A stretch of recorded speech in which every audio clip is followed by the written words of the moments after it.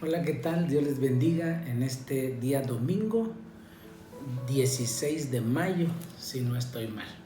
Vamos a compartir la palabra del Señor y el deseo de nuestro corazón es que el Espíritu Santo imparta una palabra que vaya directo a nuestra alma y a nuestro espíritu y que esta palabra nos sirva para el cumplimiento de nuestro propósito en la tierra.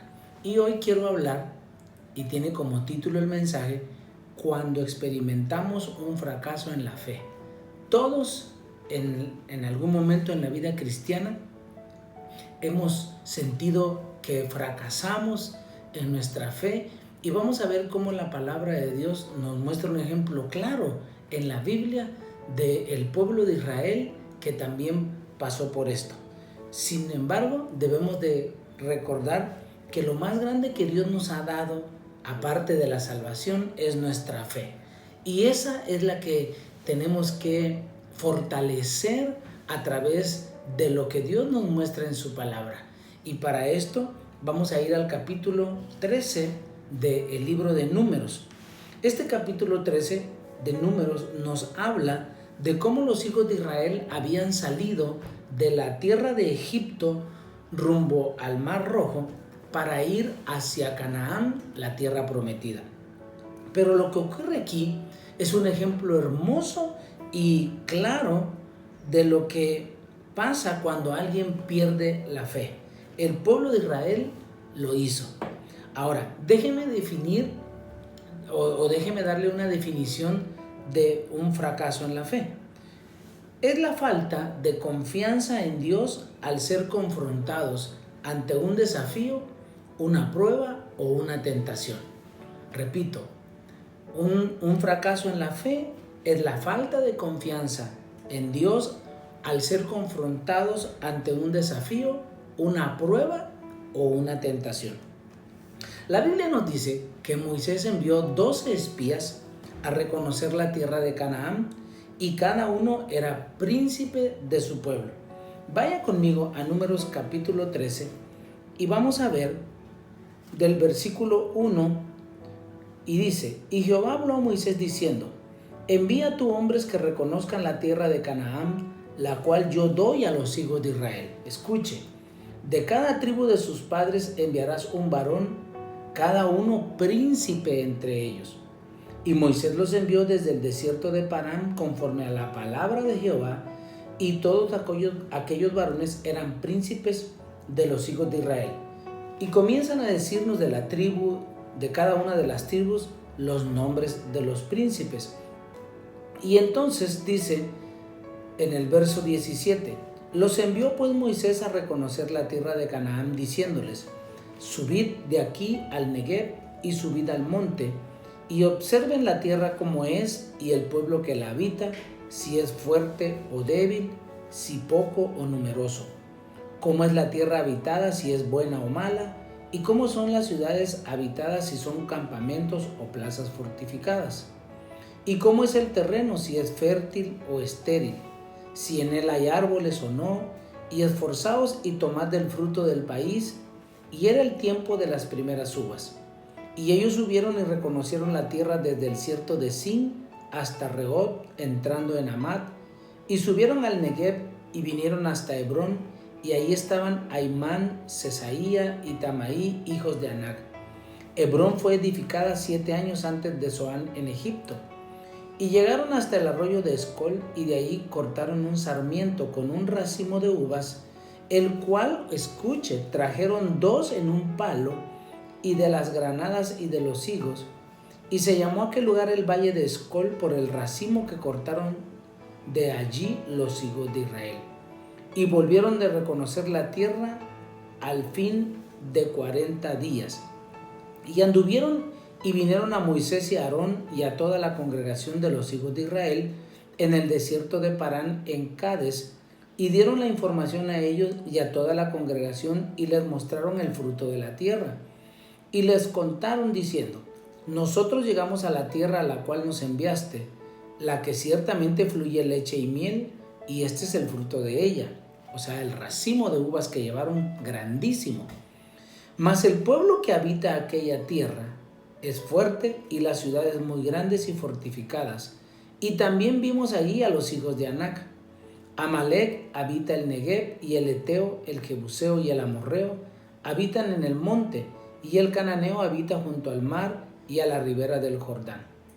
Entonces Caleb hizo callar al pueblo delante de Moisés y dijo: subamos luego y tomemos posesión de ella, porque más podremos nosotros que ellos. Mas los varones que subieron con él dijeron: no podremos subir contra aquel pueblo, porque es más fuerte que nosotros. Y hablaron mal entre los hijos de Israel de la tierra que habían reconocido, diciendo: la tierra por donde pasamos para reconocerla es tierra que traga a sus moradores, y todo el pueblo que vimos en medio de ella son hombres de gran estatura. Y también vimos allí hijos de Anac, raza de los gigantes, y éramos nosotros a nuestro parecer como langostas, y así les parecíamos a ellos. Vean, en el verso 27 nos dice que ellos corroboraron que lo que Dios había dicho era cierto.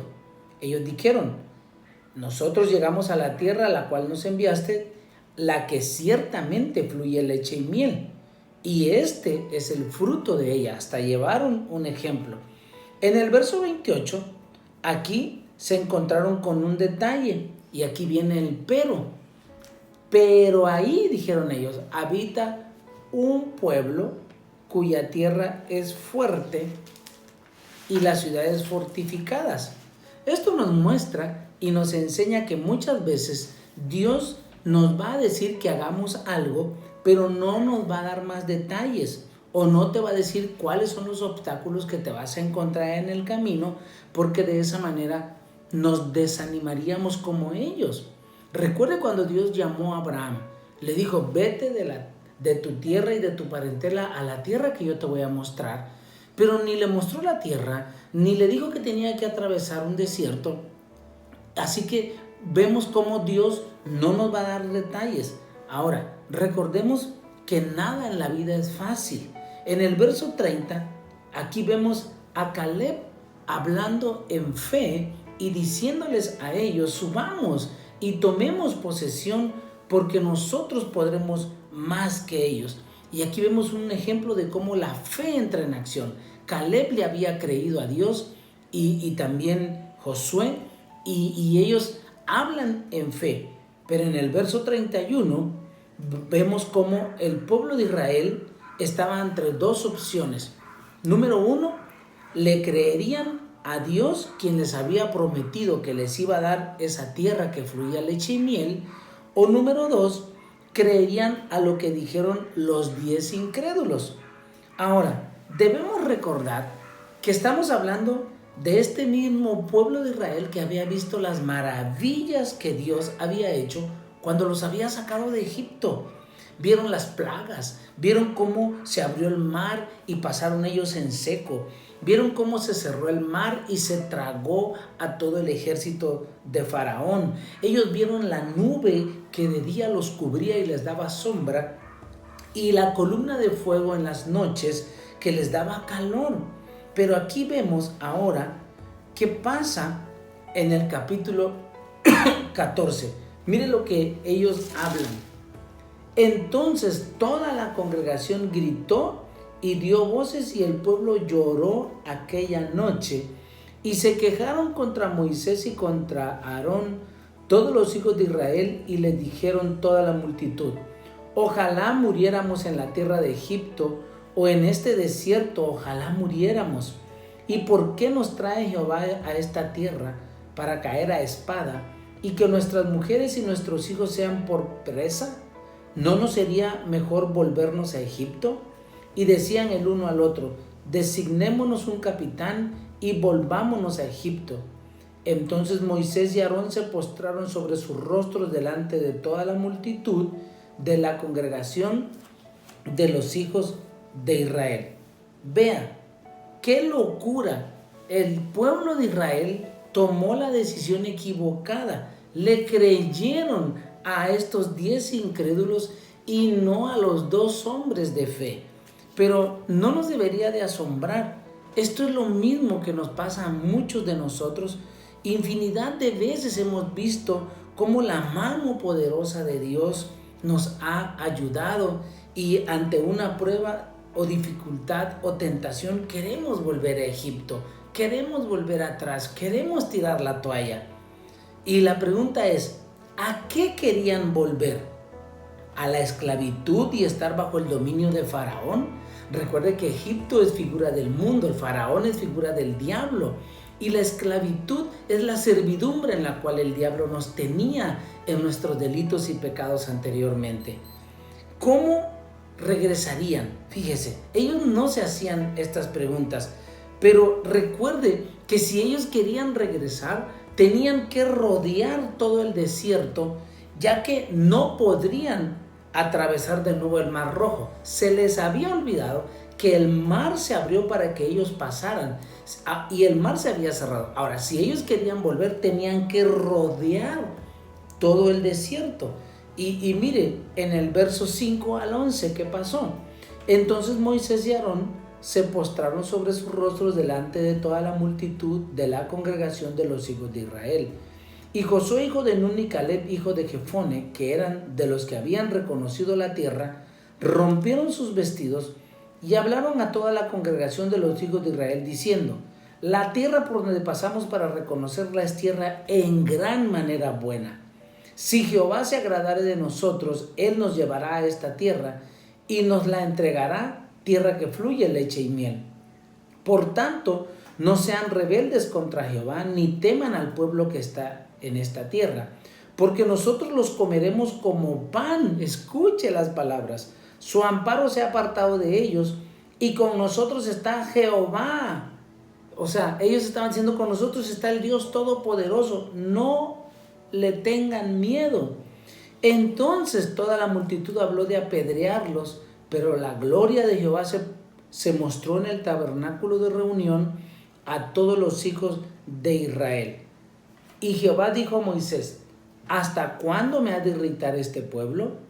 ¿Hasta cuándo no me creerán con todas las señales que he hecho en medio de ellos? Vea cómo volvemos a ver esa expresión de fe en Caleb y Josué.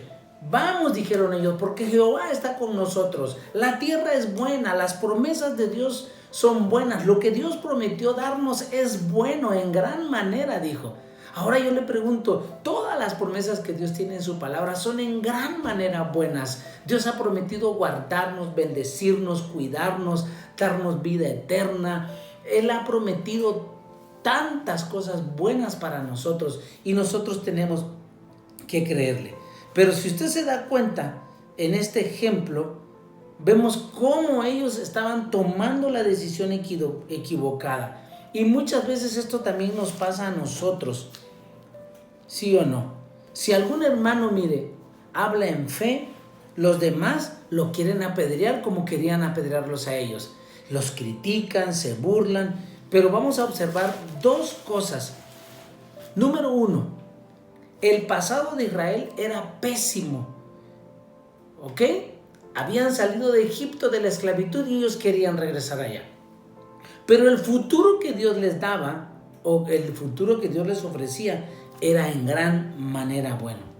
No debemos dejar que las cosas del pasado influyan en nuestro futuro.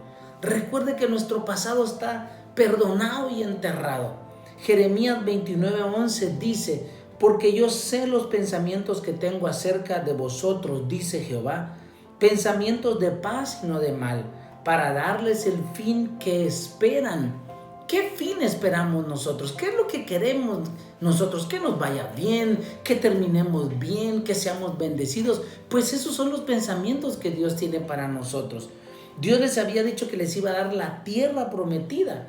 En el capítulo 13, versículo 2 dice: envía hombres que reconozcan la tierra, la cual yo doy a los hijos de Israel. Dios ya les había dicho. Pero mire, ¿qué es lo que pasó? Cuando Moisés envió a los espías, solo 2 creyeron. Debemos creer lo que Dios dice, no lo que dicen los demás. El mundo podrá decir un montón de cosas y usted y yo estamos obligados a oír lo que Dios nos dice a través de su palabra. Ahora, la pregunta es, ¿por qué tenemos fracasos de fe? Número 1, porque tenemos temor a fracasar. Fíjese, tenemos fracasos en la fe porque nos da miedo fracasar, tenemos temor al fracaso. Los israelitas dijeron, no podemos hacer esto, ellos son tan grandes, nos van a matar. Pero recuerde lo que la palabra de Dios dice en 2 de Timoteo 1:2, porque no nos ha dado Dios espíritu de cobardía, sino poder, amor y dominio propio. Esto es lo que debemos recordar cuando estemos ante un problema, ante una prueba, ante una tentación. Dios nos ha dado espíritu de cobardía, nos ha dado un espíritu de poder, de amor y de dominio propio. ¿Cuántas veces usted y yo hemos citado el Salmo 23 cuando dice, no temeré mal alguno, su vara y su cayado me infundirán aliento? Y sin embargo, tememos.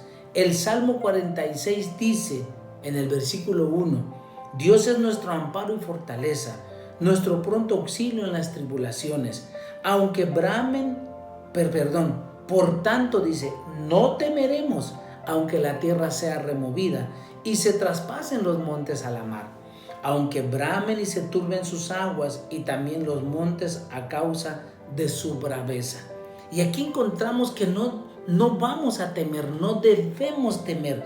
El temor paraliza nuestras mentes, nuestro razonamiento e incluso hasta nuestro cuerpo.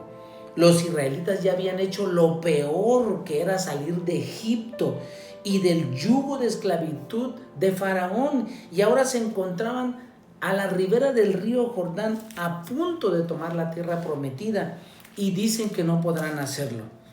Mire, ponga atención a esto. Escuchar las voces equivocadas puede traer el fracaso a nuestras vidas.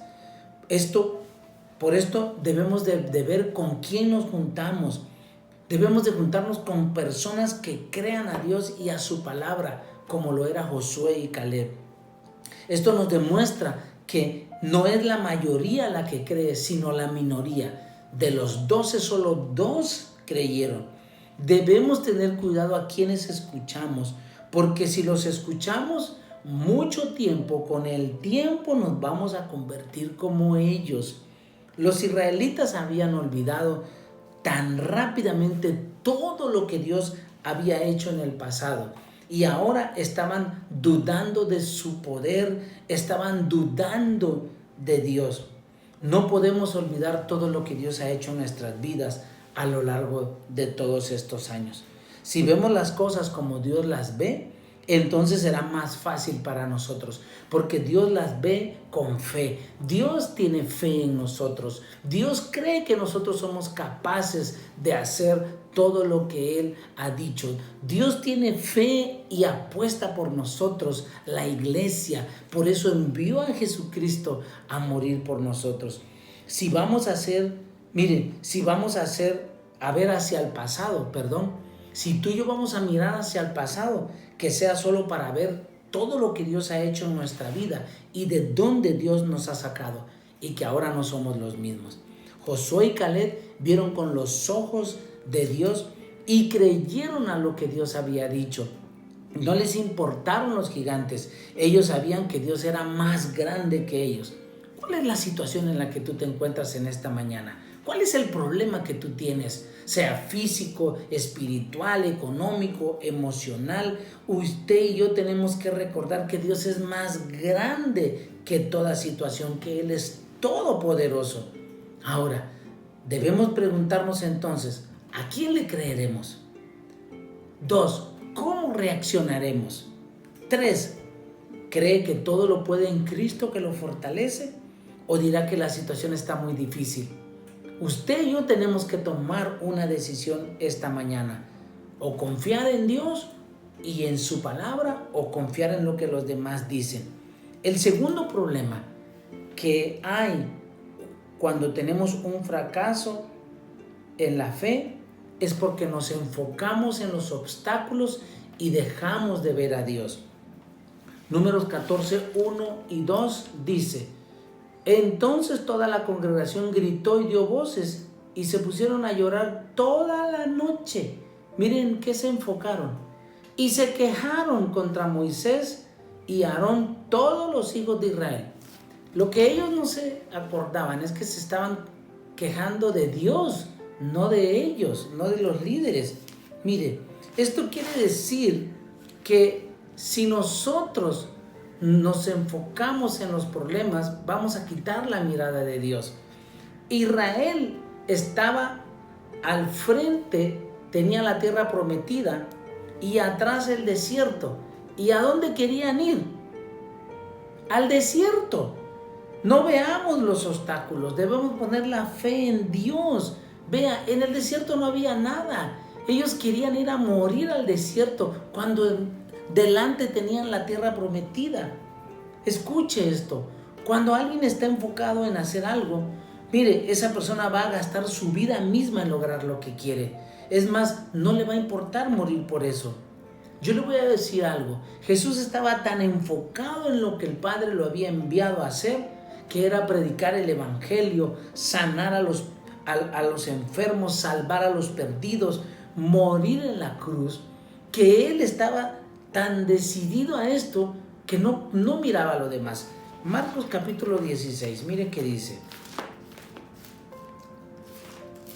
Marcos 16, versículo 21.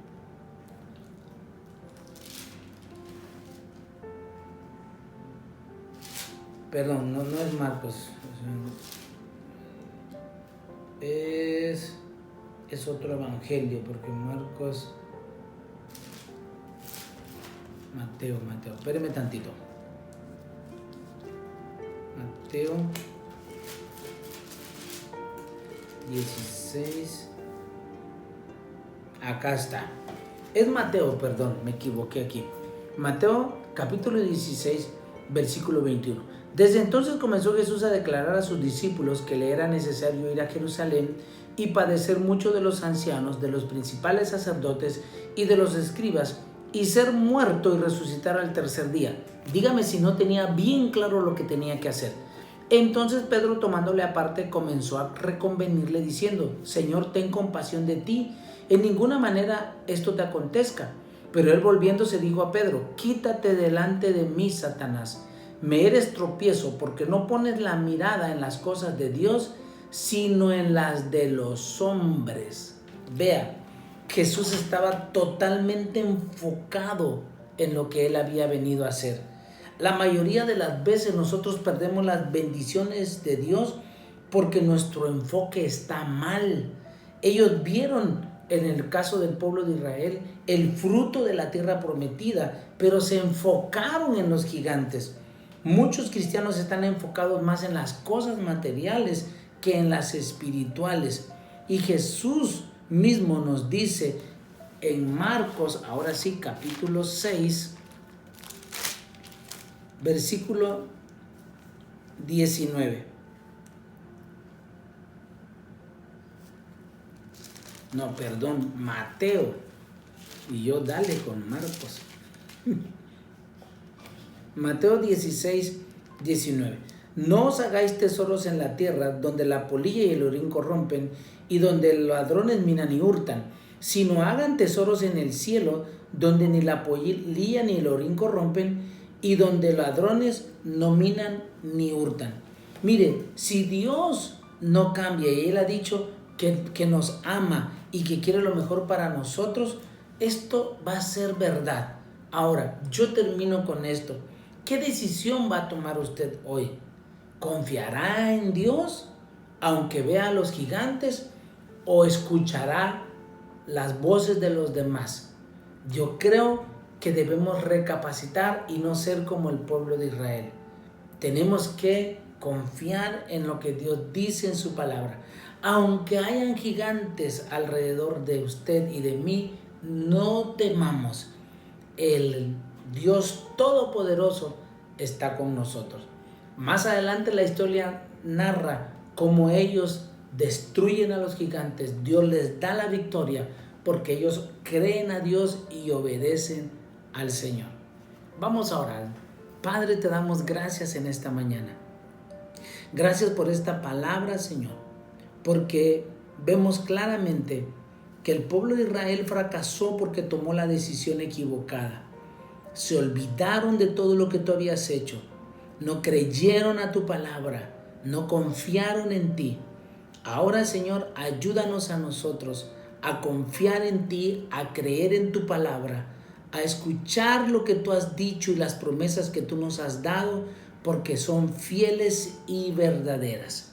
Bendice a cada uno, Señor, y que tu Santo Espíritu nos guíe para tomar buenas y correctas decisiones, Señor, escuchando lo que tú dices a través de tu palabra acerca de nosotros y lo que tú has decretado para nosotros. En el nombre de Jesús, gracias. Amén. Gracias por escuchar este mensaje y les recordamos acerca del diezmo y la ofrenda del Señor. Ustedes háganla llegar a la iglesia o a la cuenta que ya ustedes saben. Dios les bendiga y les guarde. Hasta luego.